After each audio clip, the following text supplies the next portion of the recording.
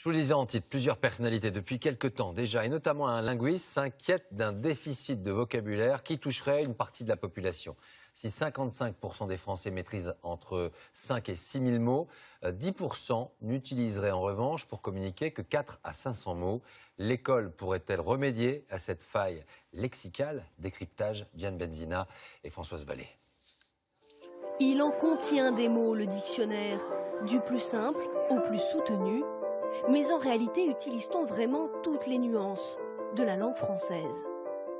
Nous avons choisi 7 mots un peu recherchés. Véhément, déférence, éponyme, disert, à arbalète, pusillanime et sautoir, pour voir s'ils étaient connus. Pusillanime. Pusillanime, je ne sais plus ce que ça veut dire, impossible de t'expliquer. Disert, je ne sais pas. Oh là, véhément. Ouais. Je suis incapable de vous dire certains mots. Dans le langage courant, on va au plus simple. Malheureusement. Peut-être par écrit, mais dans le langage courant, parlé, non. On utilise de plus en plus les SMS, on va au plus vite et du coup certains mots se perdent probablement. Ouais. Pour ce linguiste, 10% de la population française, toutes catégories sociales confondues, ne maîtrise pas suffisamment de mots pour s'exprimer correctement. Et tout se joue dès le CP. 20% des élèves y entrent avec 200 à 250 mots seulement de vocabulaire, bien loin des 20% qui maîtrisent les 1200 mots nécessaires.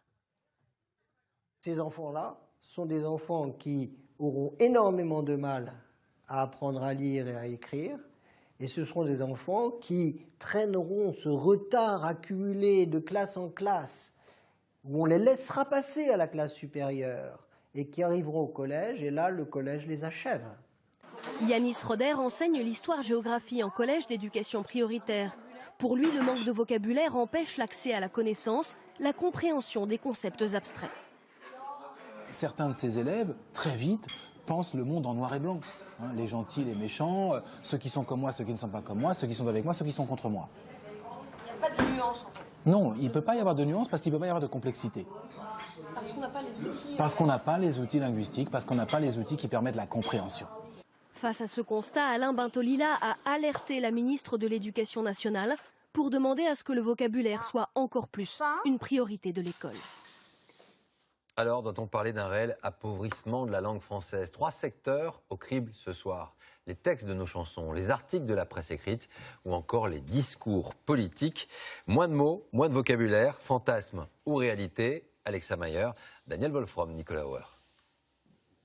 1969, conférence de presse du président de la République. Ce jour-là, en réponse à une question sur le suicide d'une enseignante accusée d'avoir séduit son élève, Georges Pompidou répond par un poème. Moi, mon remords, ce fut la victime raisonnable au regard d'enfants perdus.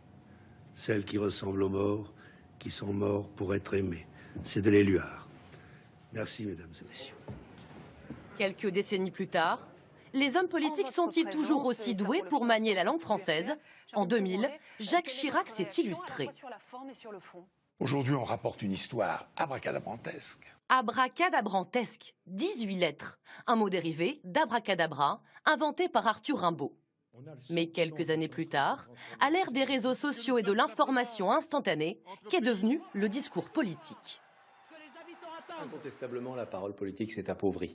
Elle s'est appauvrie d'abord parce que l'élite du personnel politique n'a plus la formation classique d'antan. Et par ailleurs, les politiques formés par des entraîneurs de médias et des consultants veulent s'adapter à un électorat. Plus on descend dans l'électorat en termes de classe sociale, plus il faut employer un langage simple. En 2015, le vocabulaire s'appauvrit, les mots se contorsionnent et sont parfois même inventés. Alors, dans la littérature, constatons une évolution du niveau de langage. Nous avons posé la question à Jean-Marie Roire, académicien. Chez les écrivains, on ne peut pas dire qu'il y ait un très très grand recul. C'est vrai qu'il y a des livres qui sont écrits un peu à la va comme je te pousse, c'est vrai, certains. Mais ça a existé aussi un peu autrefois. Mais les gens avaient, c'est vrai, plus de culture générale il y a un siècle ou il y a 50 ans. La pluie tombe sur la chambre d'Ose. Et les chansons alors, ont-elles perdu en vocabulaire? L'odeur des murs chante mon blues. Petite démonstration avec Bertrand Dical, spécialiste de la chanson française. Un thème, la rupture amoureuse, 2 époques et 2 façons de la raconter, Louane et Jodassin. Ça ne suffit pas toujours de s'aimer bien. Il y a un petit peu plus de vocabulaire, mais surtout il y a un usage très littéraire, très standardisé, très codifié de la langue française. Et ça, c'est plus le cas aujourd'hui? C'est beaucoup moins le cas aujourd'hui parce qu'on est directement dans un langage plus populaire, plus direct, plus immédiat. Les Français utilisent 5000 mots de vocabulaire en moyenne.